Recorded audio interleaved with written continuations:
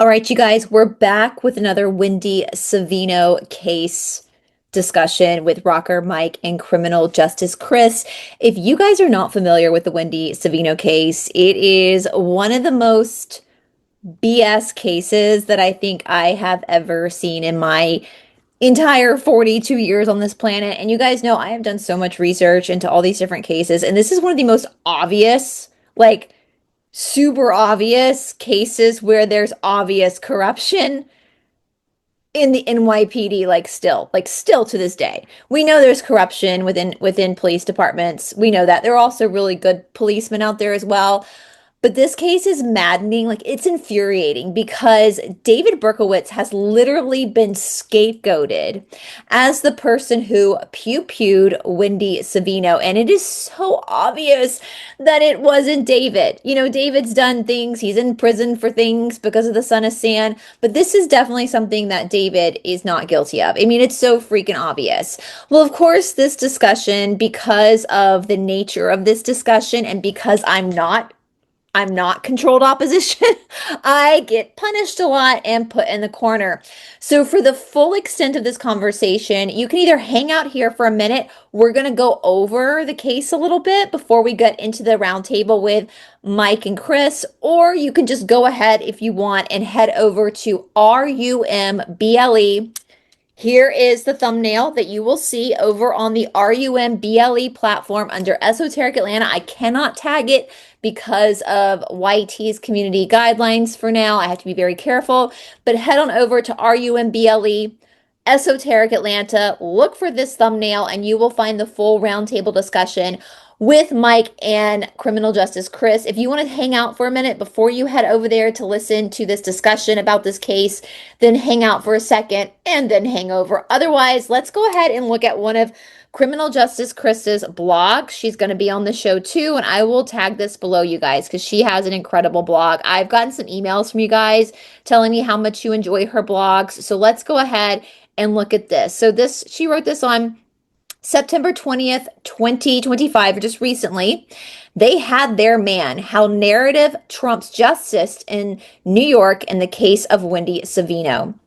Roughly 5 months ago, Manny Grossman and retired first-grade detective Mike Lorenzo recounted a story that hits at the core of why some cases never see a courtroom.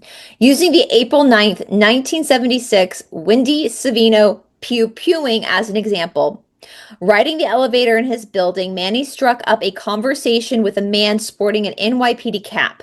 The man turned out to be a real heavyweight if the story is indeed true. A former state and federal prosecutor in New York with experience in the Southern District. Naturally, Manny brought up the case of Wendy Savino, the woman pew-pewed down in her new Jaguar on April 9th of 1976 in the parking lot of Nina's restaurant in the Bronx, a well-known hangout for the five families. The five freaking families. It's mafia. 5 borough district attorneys, politicians, and business owners. He asked the obvious question: why didn't the judge move forward with a prosecution? The ex-prosecutor's answer, if indeed true, was chilling, and it keeps it simple, stupid simplicity. They had their man. He meant David Berkowitz, who has categorically denied pew-pewing Wendy Savino, once accused in May of 2024. Once Berkowitz was locked up, multiple life sentences stacked upon another, the system felt no need to pursue any other angles. Come on. Absolutely.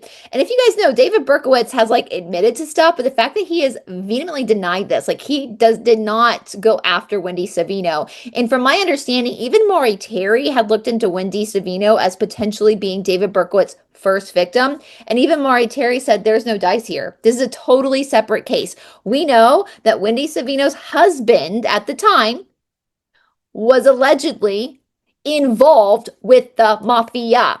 This is mafia. This is not David Berkowitz, which makes me believe, in my humble opinion, just my opinion, we're still free to tell our opinions, freedom of speech. I think the NYPD is very well aware that this is mafia, but I think they're using David Berkowitz as a scapegoat to cover for something else. Even though this was in 1976, these families are still involved, right?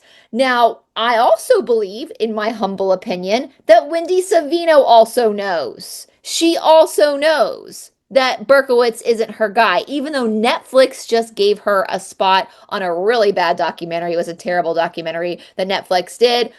She knows. And her story has never been straight. Like, she's never kept a straight story, which is kind of crazy that people still believe her because she can't keep her story straight. Doesn't mean she should have been pew-pewed. Two things can be true, right? Wendy Savino can be a very unfortunate victim of a crime, but she herself could also be a pathological liar. Two things can be true. All right, then comes the real kicker. In the same podcast, Mike Lorenzo muses on Lake Avenue, Maury Terry, Son of Sam, Wendy Savino in the old neighborhood. Lorenzo put it plainly. They are under a budget too, you know.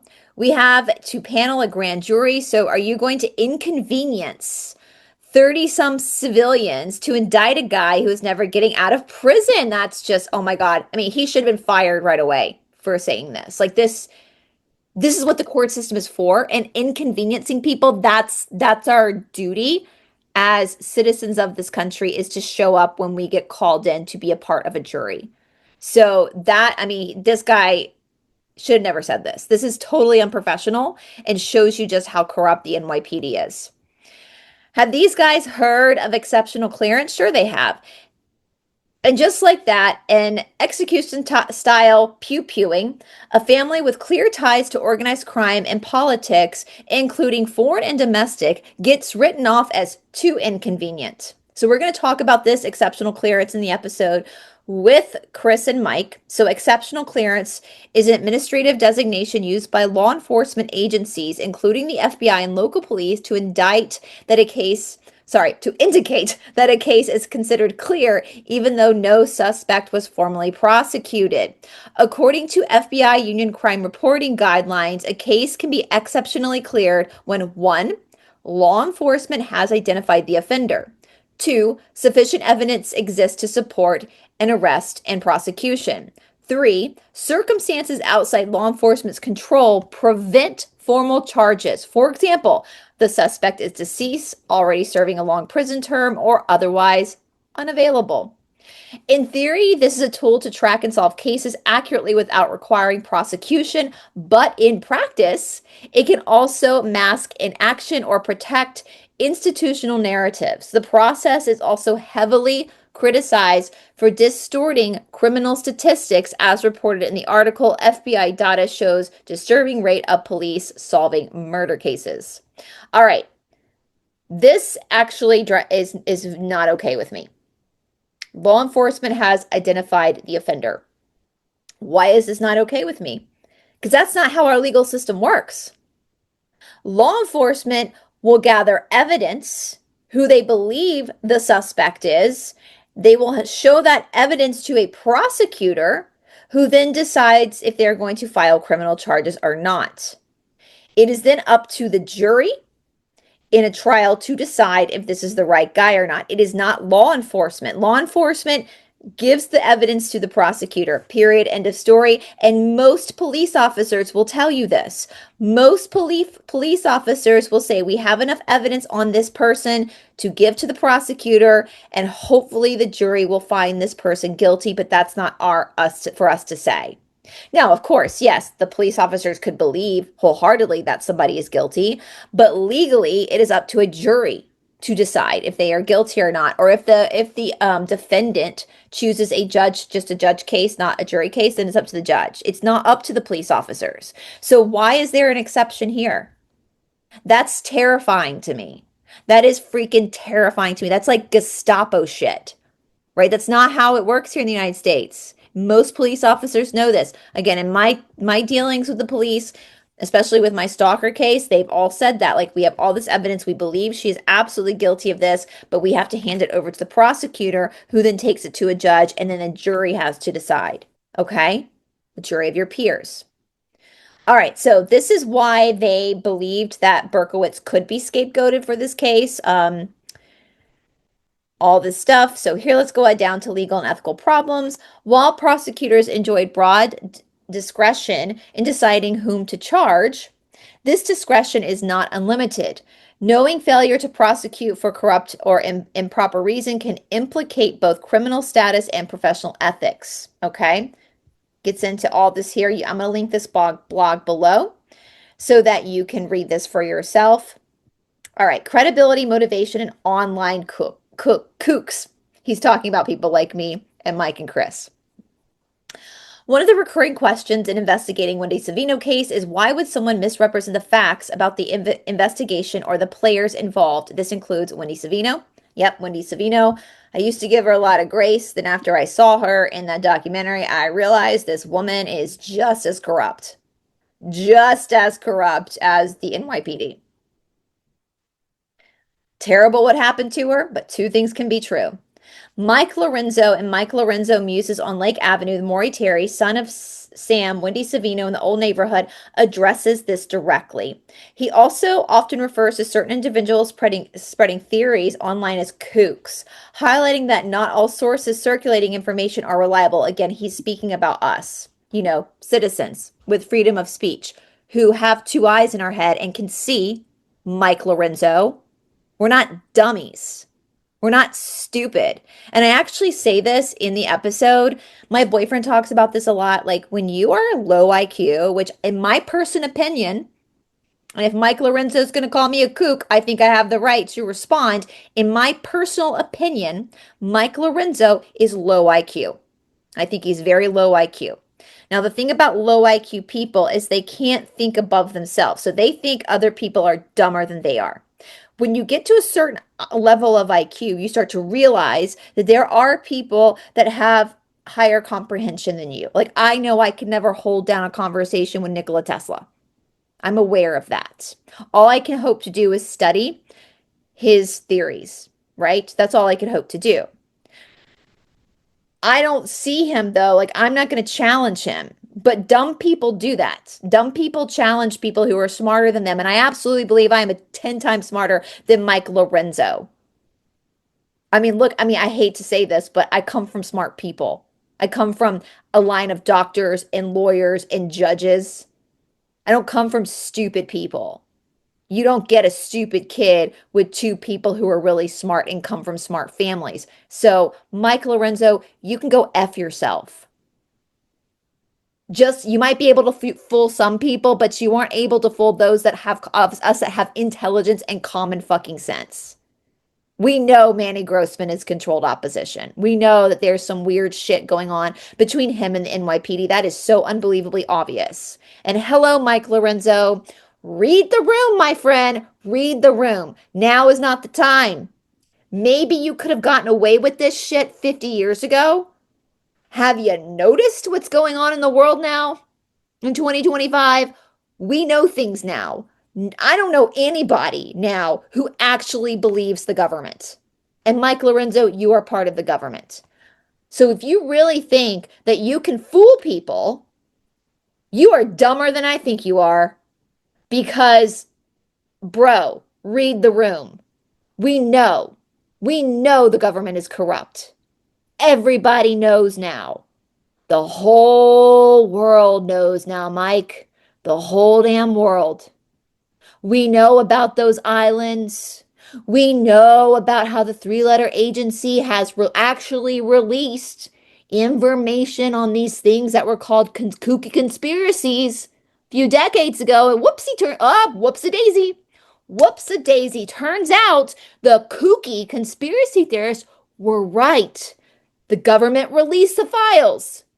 So Mike Lorenzo, Jesus Christ, bro. Jesus Christ. How embarrassing this is going to be for your descendants. Don't be that person that your descendants are ashamed of. You are not on the right side of history with this. Absolutely not. My opinion, allegedly. Paraphrasing his words, these are people are chasing narratives that may have a little connection to reality. Gaslight much? Here are a few reasons why facts may be misrepresented in the case of Wendy Savino. Self-interest or protection. If someone benefits from obscuring facts. Ding, ding, ding, ding, ding, ding, ding. Whether to shield themselves, allies, or criminal networks, misrepresentation becomes understandable. Reputable management, claiming innocence or shifting blame can be a strategy to avoid scrutiny, especially when past affiliations, like with organized crime, are relevant. It's called projection. Don't look over here, look over there. But Mike, if you're watching this, you might want to look up something called the Streisand effect. The more, if I were you, I would stop doing podcasts. Like, obviously, you're hiding something. Like, that's freaking obvious. Allegedly, you're hiding something. Like, if you were just doing your job and your bosses said to just close the case, you wouldn't feel the need to go on these podcasts and call other people kooks.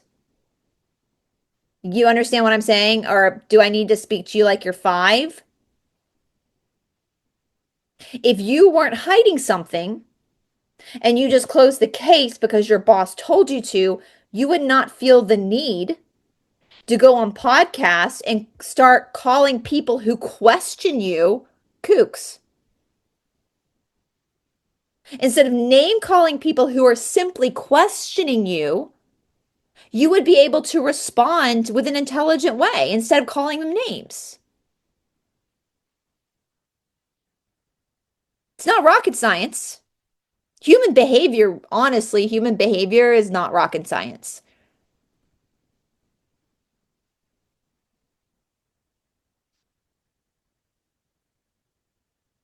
It just makes you look bad, bro. Makes you look bad. The cost of convenience. They say they had their man is to reduce a pew-pewing victim to a tally mark. It is to think a checkbox is satisfied once someone, anyone, is behind bars. It ignores the individuality of victims, disallows the accused from probably defending himself years after the fact when the case is closed as exceptional, and disintegrates the integrity of the criminal justice system. And the budget excuse, it rings hollow. Quite frankly, it appears the New York criminal justice system, Lorenzo and Grossman, are pursuing a narrative detached from reality. It's obvious. Like, it is so freaking obvious that this is nothing to do with Son of Sam. It is so obvious. It's obvious. And the way that Grossman and Lorenzo are responding, in my opinion, is absolutely tactics done by narcissists. This is absolutely narcissistic abuse. Lorenzo is abusing the public in these podcasts as a government official by gaslighting and calling people names. Berkowitz was questioned in May 2024 and denied involvement in the pew-pewing. Yet he was never given a proper opportunity to address these allegations back in 1977. His employment records could likely have provided an alibi, but nearly 50 years later, IBI Security has changed ownership, undergone bankruptcy restructuring, and no longer retains his records. Furthermore, the employment records from the district attorney offices have been minimal at best in a FOIA release to date due to systematic destruction of records across New York City in the Son of Sam case. Prosecutors routinely convene grand juries for organized crime, racketeering, rug offenses, and political corruption. To dismiss Wendy Savino's pew-pewing is not worth the inconvenience for the 30-some jurors is to suggest either that some victims are deemed less valuable in the scales of justice. Or in all likelihood, the system is deliberately covering it up, which to me rings true.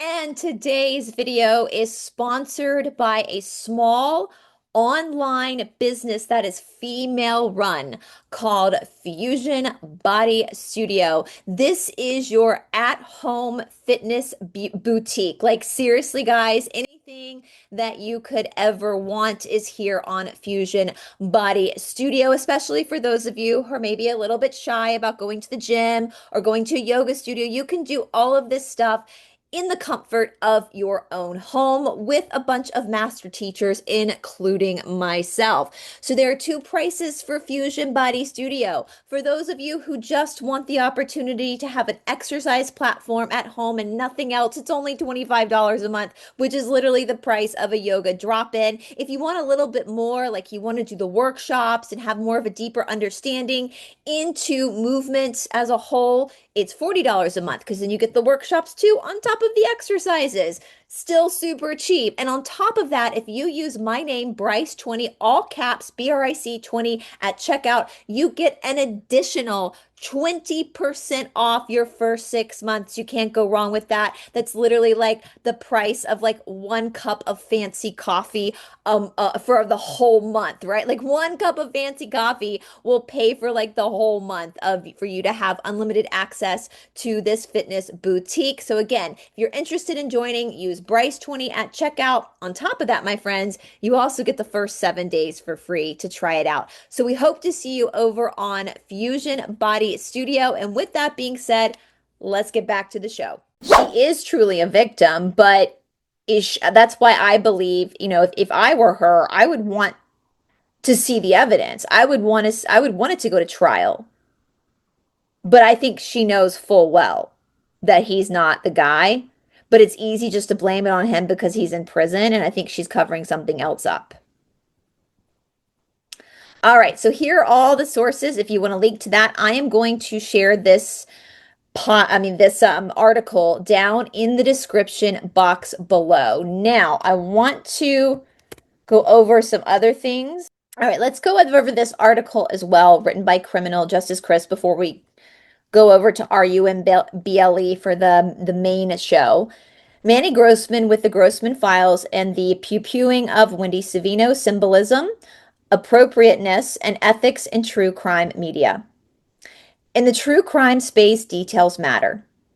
Audience often scrutinize both the content and the presentation of these stories, and creators need to be mindful of how their choices are perceived. An example on YouTube highlights this issue. In a video for Manny Grossman's podcast, The Grossman Files, which covered a woman pew-pewed with this Wendy Savino, a boy who appears to be a minor walked behind the narrator wearing a jersey with the number 32. To some viewers, this may look like intentional staging. The number 32 on the jersey can easily be linked to the caliber of the pew-pew. Whether accidental or not, this type of imagery feels suggestive, almost like a coded reference or a piece of dramatic symbolism. In a field as sensitive as true crime, these choices can overshadow the joy of the story itself and distract from the seriousness of the crime being discussed. The involvement of a minor, if indeed a minor, is this kind of symbolic moment raises ethical concerns. True crime content already walks a fine line between reporting and entertainment. Having someone who appears under 18 casually placed in frame, walking to the bathroom in the background with symbolism connected to the pew-pewing risk misinterpretation by viewers. It can be interpreted as trivializing violence or an attempt to sensationalize a tragedy. The symbolism of the 32 jersey becomes especially jarring when viewed in the context of Wendy Savino's pew-pewing. On April 9th, 1976, she was pew-pewed down in the parking lot of Nina's.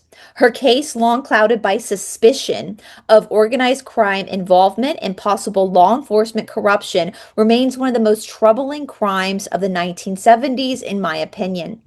Using imagery that echoes the caliber of the weapon not only trivializes her potential, she's not unalived, her potential unaliving, but also diminishes the lingering questions about whether David Berkowitz was truly responsible for the pew-pewing he categorically denies. If the Grossman file seeks to maintain credibility and professionalism, particularly given its frequent collaboration with law enforcement in New York, such as the NYPD, moments like this severely undermine that objective. A comparable lapse in judgment occurred during a joint podcast with NY Crime Spot on the case of Leslie Zaret, which we've covered that. I will tag that down below. In that episode, a careless joke by Manny Grossman was made about people getting their pants ripped off in the woods after a pair of pants was found near the base of a tree. Within the context of Zaret's unaliving, this remark was deeply inappropriate. On August 17, 1974, her pants had been deliberately removed and neatly folded beside her body at PS 203. A comb was inserted into her body post mortem. I have previously written about Leslie Sue Zaret cold case on my blog and spoke with surviving loved ones. One individual in particular expressed outrage over how Manny Grossman in the NY Crime Spot covered her homicide, citing both insensitivity of their approach and spread of misinformation in the podcast. Intentional or not, it raises questions about editorial judgment and sensitivity. At worst, these examples could be interpreted as planting an Easter egg for entertainment value in the middle of a serious story about someone's violent unaliving. At best, it reflects a lack of control over what appears on screen. All right, so I'm going to leave these blogs again down in the description box below. Please subscribe to Chris's blog so that you get updated over every single post that she makes. And so Manny Grossman has been a problem. As I said before, he's attacked me. He called me like zombie Paris Hilton. And I laugh because he's someone who follows the narrative. Like he very much follows the system, the establishment, like what they say he backs. And on this channel, he's barking up the wrong tree because on this channel, all of you guys watching right now are all very suspicious of your governments and your systems and therefore are asking these questions. So when he comes in and tries to deflect, especially on my show, it just makes him look bad because he's not going to win anybody over here on this channel. Manny also uses tactics that I find to be repulsive, just like Mike Lorenzo. You know, for here, us, we're talking about deep dives. We're looking at things from different perspectives with many different stories, many different stories. And so we find it repulsive when people want to debate about an opinion and they can't debate. So all they do is name call. And that's what Manny does. He name calls. He doesn't listen to what the person is saying, see their perspective, and then give constructive points as to why his perspective might be more valid. Instead, he just name calls. He's a bully. I personally, in my opinion, believes that he shows textbook signs of having narcissistic personality disorder. That is just my opinion. Frankly, I've never watched his shows. The first time I ever heard his voice or saw his face was on the Netflix series that The Terrible's Awful. It was so boring, you guys. It was laughably boring. The latest Netflix series, because I just don't have time for him. And the fact that he's always here on in my comment section with his bots and his flying monkeys is hysterical because obviously I take up more rent in his head than he does in mine. You know, they say like, imagine somebody hates you and you're over here doing such and such. Well, I was laughing with RockerMike the other day. I was like, I mean, imagine like Manny's over here like thinking about my shows and talking about my shows on other podcasts.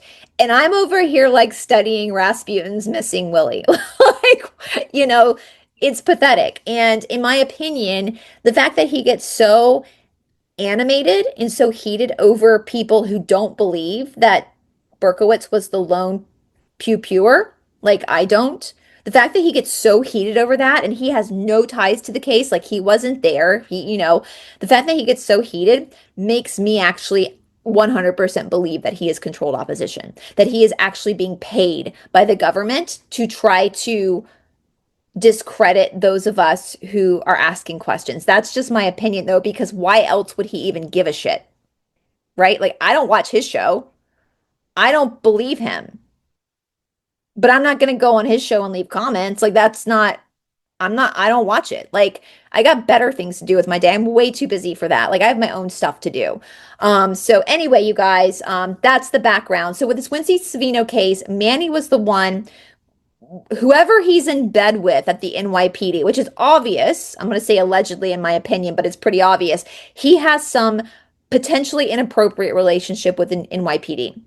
Mike and Chris are going to talk more about it, about certain FOIA requests that they've wanted, but he can get and they can't. And all, there's just some weird stuff going on. So he kind of brought Wendy Savino, in my opinion, to the NYPD and kind of gave them Wendy Savino. And the NYPD, in my opinion, did not do their job.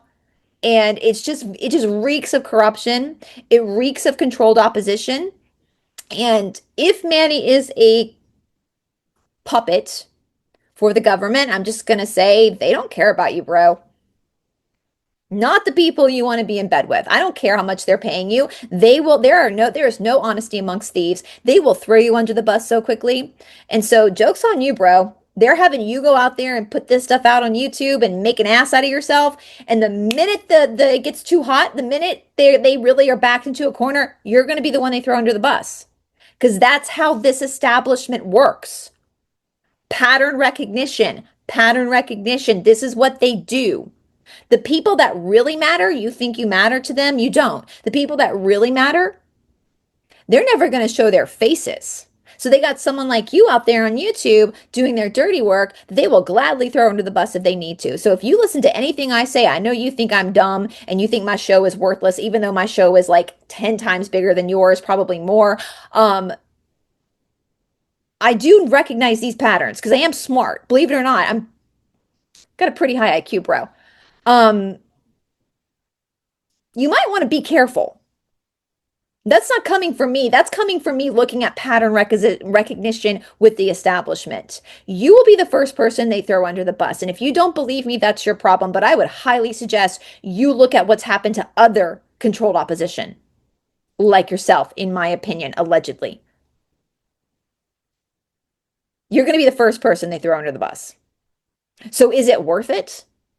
Is it worth it getting measly pennies from the government and being on a Netflix series when at the end of the day you're just going to be thrown under the bus? Like, to me, that's not worth it. Like, I can't be bought. Trust me, people have tried to buy me. Trust me, people have tried to buy me, to handle me. I can't be bought. That's why I'm shadow banned. Because I have morals. I tell the truth.